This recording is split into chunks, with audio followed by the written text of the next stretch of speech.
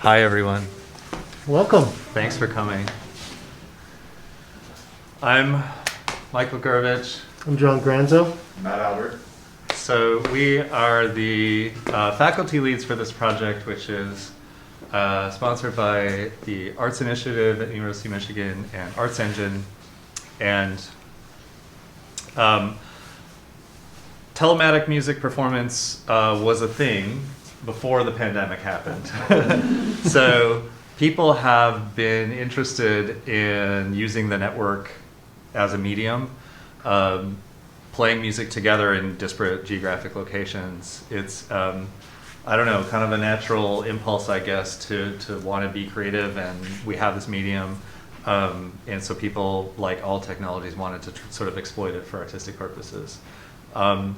And both John and myself have been involved in telematic music performance in sort of different areas, roles, capacities for a number of years. And one of the things that's sort of known to be missing when we do these kinds of performances is visual communication. We can send audio between two different locations with negligible latency. Basically, we're bounded by the speed of light more than we are by technology. And the same is not true of video.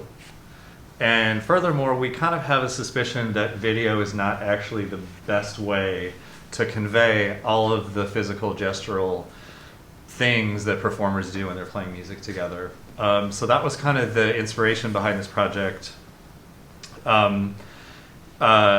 To look at ways that are not video to try to capture and convey expressive qualities, movement qualities, the things that musicians do, not just to coordinate, but to kind of like shape their musical gestures. And robots are fun. So, in all seriousness, there's actually a body of research outside of music and arts domains that look at this kind of question. Is like, how can three-dimensional moving things in space convey visual, gestural movement qualities, presence, differently or maybe even better than two-dimensional video displays can. So the dream was like, let's create some kind of kinetic sculpture, mechatronic system, robotic avatar. We haven't settled on like what to call it. Stabby. Stabby or jabby. Yeah. Some kind of thing that's going to move in three-dimensional space that can do this. And we started without a good idea of what it was going to look like, how we were going to track gesture other than technologically that we were going to use motion capture. And so we spent a year or so now experimenting, both with like how do we measure and track movement in ways that make sense visually and musically, and then how do we display that mechatronically. So do you have anything to add to the kind of background? One of the things that a lot of performers were thinking about is just how to rehearse together, especially over the past couple of years, and the implications for this. You'll see us playing duets led both by what we hear and what we see from the Mechatronic in the other room. So in a second, when we start our demonstrations, we're going to be inviting you to spend some time in this room, but also go into the other room where the Mechatronic is and where the second duet partner is, so you can see how it's moving and how that person's reacting to it. Yeah. Building the robot was a great platform for an analysis of performance, what's important, what gestures are meaningful, what aren't. So it's been really fun. I think all the students should really be up here because Feast has just been incredible and they've done all of this work. So I hope you enjoy. Can we invite everybody? Yeah, let's invite our students.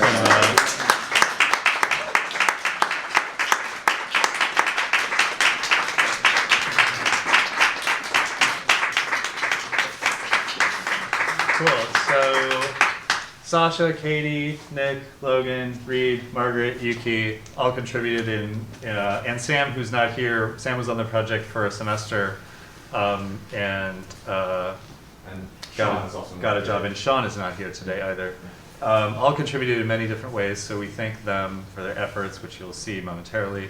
Just also want to thank the Arts Initiative because yeah, they made this project happen, and the Feast program through Arts Engine also is how we got all these wonderful student researchers. The project continues. So today is a workshop, work in progress presentation. We mean workshop in the sense of like, this isn't a recital, it's not a performance. We're trying things out and showing you kind of where we are. And part of the hope of doing a workshop like this is to hear from you what your ideas are, what worked, what didn't work, what your thoughts are. So there's a survey that you can fill out as much or as little as you want to. There's QR codes on the little signs outside to grab a survey afterwards. And we'd love to also just hear your verbal feedback afterwards. So what we're going to do now is Yuki is going to stay here and play the violin in a duet with Reed, who's going to be in the Music Tech Lab, which is next door. And this will be the first of 5 little duet examples that we're going to share for you. So over those 5, we invite you to experience some of them in here and some of them in there, and kind of freely moving between them as you are comfortable. so yeah, so the performers will be hearing each other over speakers from both rooms. We do not have, so we only have one copy of the robot, for lack of a better word, and it's in the other room. So the duet partners in the other room will be playing, will have this visual display. The duet partner who's in here will only have auditory feedback. So that's also a way to experience, for you to experience the different conditions. And yeah, so I think the bulk of us are going to move into the Music Tech Lab. If you want to hear the just what it sounds like playing the duet, you can stay in here before delay the big reveal of what the other experience is going to be. Feel free to go back and forth. Feel free to go back and forth too. And thanks again, everyone, for coming. Okay, right. so let's do this. Thank you.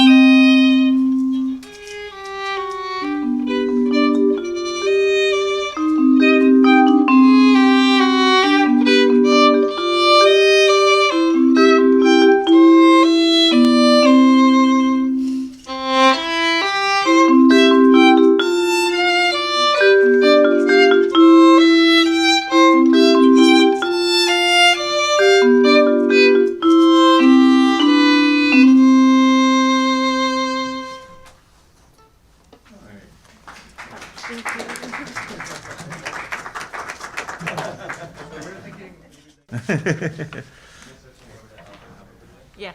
So in that duet, which is just as I think it's by Aubert, by the way, the composer. And as Yuki said, it's an easy duet written originally for 2 violins. One of the things that I asked Yuki and Reed to do was to just add some huge dynamic contrasts, because one of the things that this is depicting is a total motion, a total amount of motion, and we found that there is a noticeable difference when a violinist plays louder versus a violinist playing softer in the total motion. And so while this sculpture is depicting it more abstractly rather than precisely like a baton or something, we found that there was some changes, especially in difference between loud and soft playing.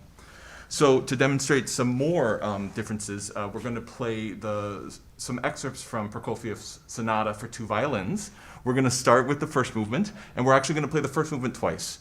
I am playing the first violin part, and Yuki's playing the second violin part. The first time we do it, I am going to play it in this room, so I'm leading and then getting response from the second violin on the Mechatronic, and then Yuki and I are going to switch rooms. And so you can see what the Mechatronic, how it responds to me.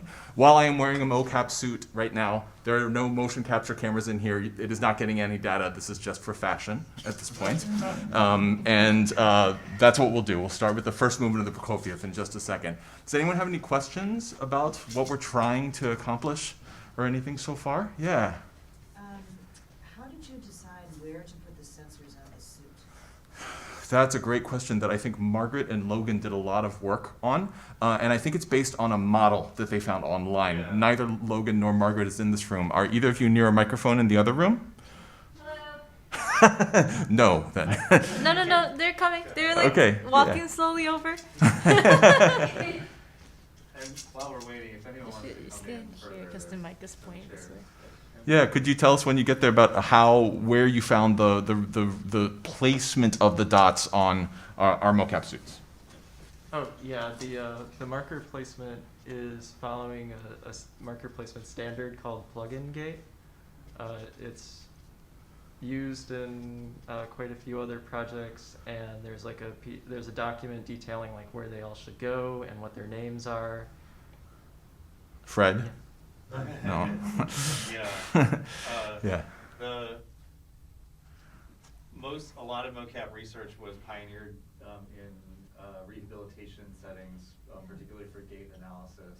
And so you'll see, if you look at where they are, they're generally placed on joints and then on bones. So if we know where the bones are and then where the joints are connected, because bones don't bend, we can kind of interpolate where the skeleton is.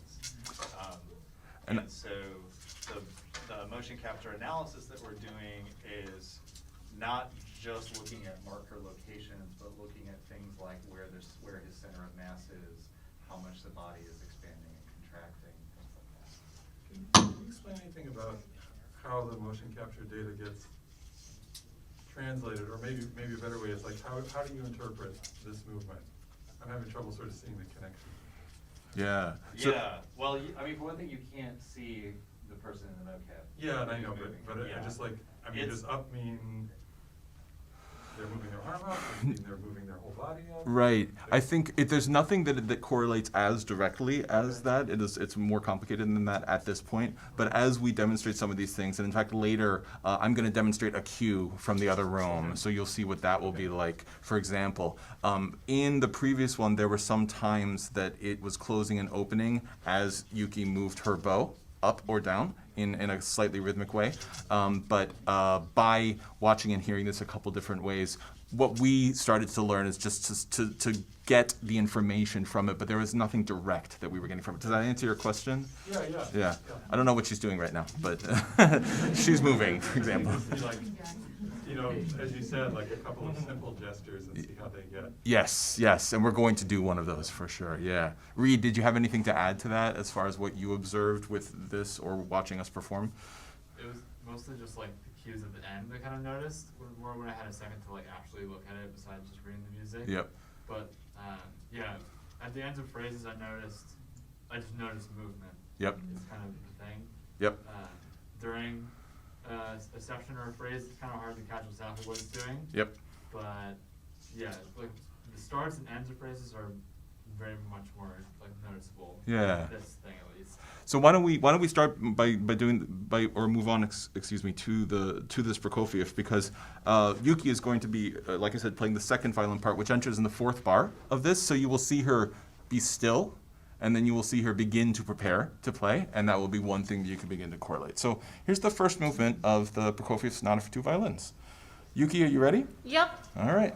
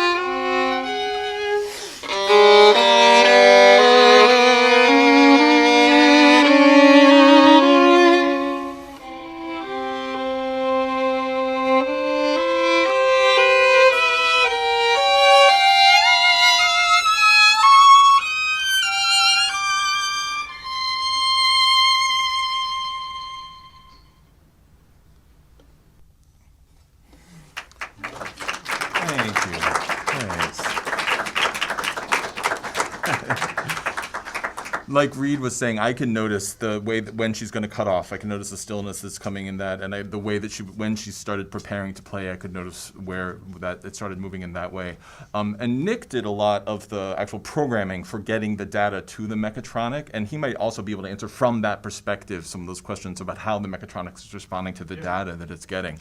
While you're doing that, maybe for these people here, I'm going to switch rooms. Yuki and I are going to switch rooms. You're going to hear the same thing again, but you're going to see the way the Mechatronic responds to me rather than to Yuki. And we'll do the same music in just a second. But yeah, why don't you talk about that a little, Nick? So as far as data processing goes for the mocap data, one of the models that was developed by Logan and Margaret mostly, I think, was this model we were calling the bounding box, which is a pretty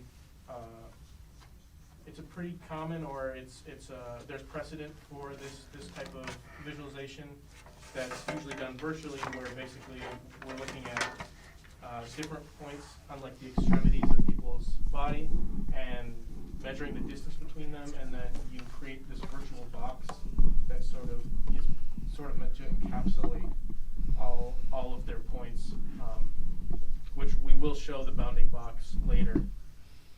So this then takes the bounding box data and tries to visualize that physically through the rotation, which is sort of like a total amount of motion measurement, and then these two motors control generally the size and shape of the box, which is controlled basically by their extremities, which works really well with a violin because there's a lot of motion in the arms, so you can generally see the thing moving in and out as the bow moves up and down. Are there any questions about data or about, yeah? Why is one of the What do you need me to do? plywood longer than the rest of the pieces? Yeah, this is sort of like abstractly represents the bow itself. It's an aesthetic choice. Yeah, yeah. I was advocating for a pom-pom to be attached to the end of it, but that didn't go over well with the team.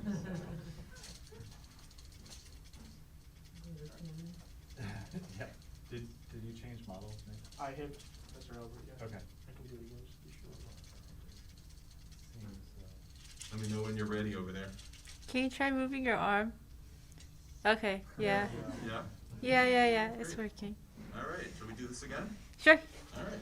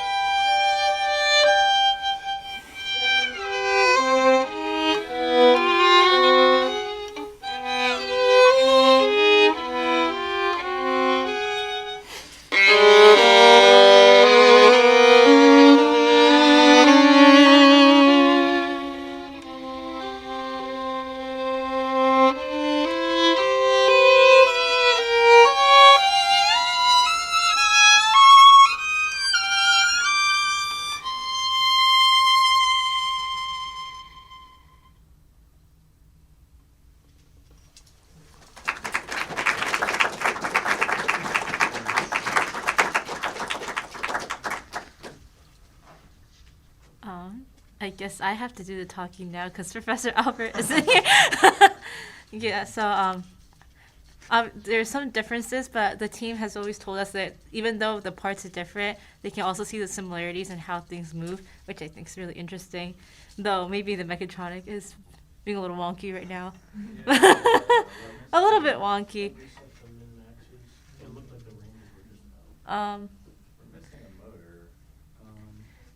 Are there any observations or questions from looking at the two right now?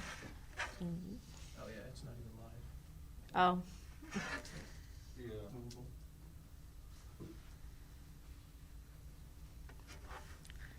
Technical difficulties? We're having some technical difficulties. Yeah. So- Yeah. Oh, yeah? Is there, I'm not gonna describe this, but, I mean, you've been experiencing this over some number of weeks and months and collaborating, yes? Mm-hmm. Yeah. Different iterations. Do you find yourself, anthropomorphizing the mechanism at all? Like projecting, like Professor Albert's behind it. Do you find yourself kind of projecting? Yeah, in a way, I think certain parts of robot, for me, especially correlate to a specific part of maybe his bow or his arm. Mm-hmm. And I was part of the team kind of like choosing which points would be integral in terms of visualizing. And because I have that background, I think it's easier for me to relate it to his body just so I know, that part is focusing on there. Oh, now it's alive. Maybe there. This is Jabby, but Yeah, it's a challenge when that happens. We don't know if it was Matt or the robot. I didn't move. We do wellness checks. But yeah, definitely over time, it's also become easier to do it. I think in the very beginning, it's always difficult, and it's always a learning curve. When we started building this, we assumed that because every musician rehearses anyways with each other, we assume that it'll be the same process of kind of understanding each other, just not a real human who can talk to me verbally, but it's still communicating information to me, and then it's just a matter of getting used to it, learning, and then playing together, much like regular performance. So for me, I feel like it's interesting because there's no real gap between playing in person and with this as much as you would think, because I'm sure from an audience perspective, that just looks like a piece of wood that's moving around. But it gives a lot of information when you're in this position performing with it. Yeah. Thank you. So Yeah. If you were to compare the, of course, may not have done the experiment, right? But if going back to, working with another violinist in the room and that you haven't rehearsed with before, or perhaps that you're familiar with, but it's a new piece of music, walk us through the similarities and differences that happens in that type of training up to perform through rehearsing versus what you would be doing here remotely. Well, that's a great question because it also ties into Professor Albert's little experiment with having you guys learn how to understand the cue. So with any performer, they have different ways of cueing. It may be from their knees. Some people like to cue like this. Other people bob. Everybody has a different type of cueing. And when you're not familiar with that person, the first run through, pretty much you won't be together in the beginning. It'll all be like, and you catch up with each other, and everybody has a different tempo feel. And some people take time at certain points, and when they do, even if it's in person or with a robot, you could see that something's off, and you're like, wait, hold on. Like, how does this work? And there were times where Professor Albert would be taking time, and I would hear that, but I would not be able to see it. In the Mechatronic side, I'd ask him to just play it, and I'd look at the Mechatronic without playing. And I think that's the one difference, I would say, between playing with a Mechatronic and person. In live, I could see his entire body, and because of that, I'll be able to quickly adjust a little faster. But with a Mechatronic, because I only get a part of the data that I would get from my eyes, I had him play through just that part where he was changing the tempo, and then I saw how the Mechatronic responds, and I said, got it, now I know how it works. And it's like a little small extra step maybe, but To be honest, I think the time isn't that different. You'd be surprised how fast we catch on, which is why, Professor Albert, you want to do your cueing experiment? Should we do that? This Yeah, seems like a I good think that's lead a into perfect it. time to Yeah, do it. Yeah, it's great. All right. So one of the things we had to figure out was how to start this next movement. The second movement of the Prokofiev starts together. So I am going to give a quarter note cue into this, and what I'd like everyone in that room to do is, and we're going to do it like 4 or 5 times, and I'd like you to try to clap with where you think I'm going to play my first note. So I'm going to give a quarter note cue and then play my first note. And I'll do that 5 times with a pause between each one. And your goal in that room is to clap with the Mechatronic. I'll clap too. Are you going to clap as well, Yuki? Yeah. Awesome. Okay. All right. You are being graded.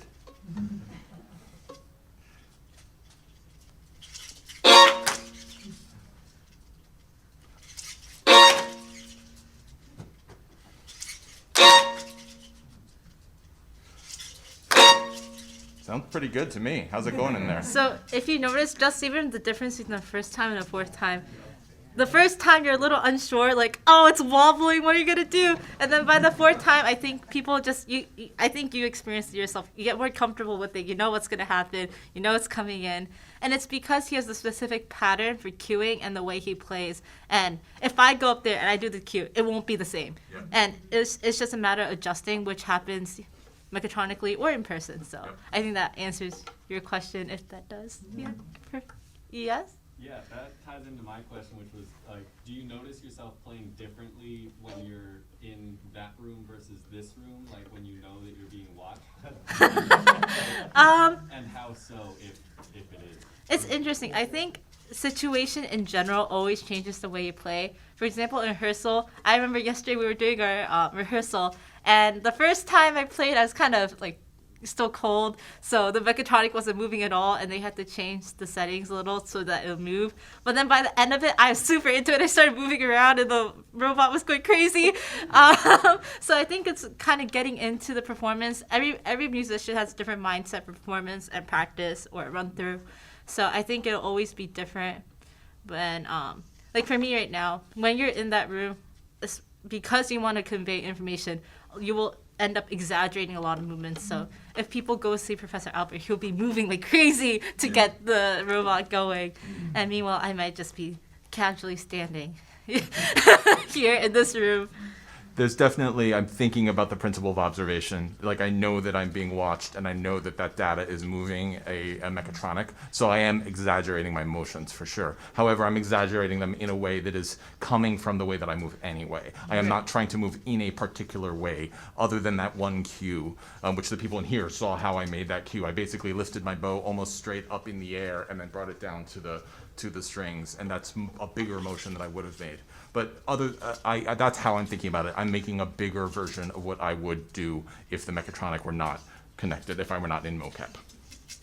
Yeah, I don't know if you noticed, like when I was playing, I don't move very much. That was like a comment I got repeatedly whenever I was getting like recorded with the motion suit or the mocap suit. Like Logan and Margo would always be like, "Man, you don't move very much," you know. Like, it was like, so I tried to move a little more and just like do my kind of cueing that I would do. But also, we just discovered like when you're actually playing with someone, your kind of how you hold yourself is like way different. Because during the pandemic, it was like so depressing to just be recording yourself for like a project that was like a duo or a trio with like other people, but just separate recordings. So that was like awful. But then just doing this was like way like changes how you like, kind of move and like perceive the music, and like it's just way better and way different in a lot of ways. Actually, your comment relates to my question, because I was going to ask, when you're not using this and you're just playing now with other people, do you pay more attention to gesture? Like, is it accentuating the body language, way of playing? Or, I mean, those aren't the right words, but is it developing that language in you in a deeper way? I guess so, yeah. I'd say so. Yeah. In other settings, in like normal settings with just one other person or like a quartet or sextet with no conductors, you have to be like more zoned in to each other, depending on the piece, of course. But yeah, I'd say I'm learning more about like observing movements and stuff. Yeah, and I think doing this made me realize what parts are integral to look. Not you don't have to look every single moment of a piece. That would be a little awkward for the other person too if I'm like staring them down. But there's certain parts where I need it, and I think that's when the Mechatronic really pulls through because the way we chose the points and the way we created this is highlighting different points that we know are integral for those specific moments, like cues or little breaths that we take together. And yeah, so I think this has made me more aware of my ensemble playing. Yeah, for sure. I don't know if you all have seen me perform enough because I love to stare down the people that I'm playing with. So I do that too. Like, are you with me? Let's do this movement and then we can do more questions at the end. Yeah. Okay, sounds good. I apologize if I don't come in on cue. So we're going to do this with visualization first? No, the Mechatronic. We're going to do the Mechatronic Yeah. first. Okay. So this is, by the way, reversed from the way it's listed on the survey if you end up filling that out later. The fourth thing we're doing is the second movement of the Prokofiev with Mechatronics. Yep. An excerpt from it. We're just going to play the first page.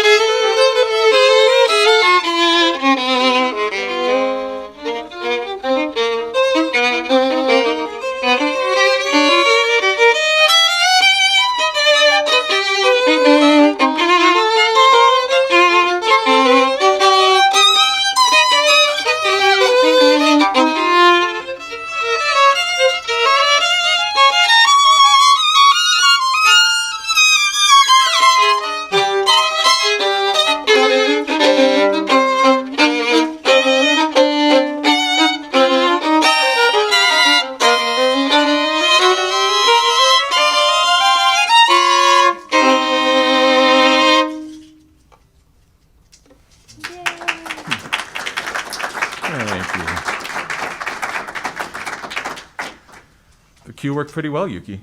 Yeah, I did it. So that was the Mechatronic, and as Nick mentioned before, this Mechatronic is based on a visualization that we create directly from the mocap data. We call it the bounding box, and we are about to show you the bounding box once Logan pulls it out.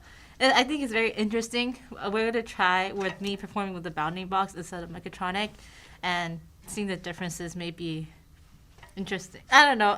For me, the difference isn't that stark at times. I think that there are pros and cons to both, and it'd be interesting to see what you guys think of the differences and similarities between the two. But And I'll say, Yuki, that playing, I notice a difference playing with you when you're reacting to the Mechatronic versus the visualization as well. So yeah, I am also curious whether anyone else feels that or notices that as an observer.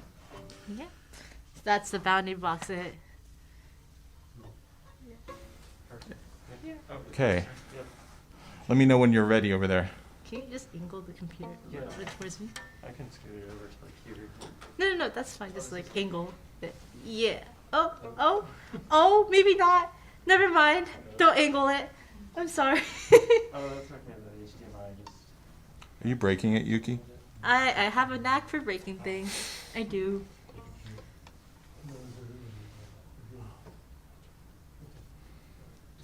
Okay. We're good? Okay, cool. Great. All right. Yeah, I'm good. Hey, Professor Albert, are you ready? I'm ready. Are you? Yeah. Okay. So this is going to be the same excerpt from the second movement of the Prokofiev sonata.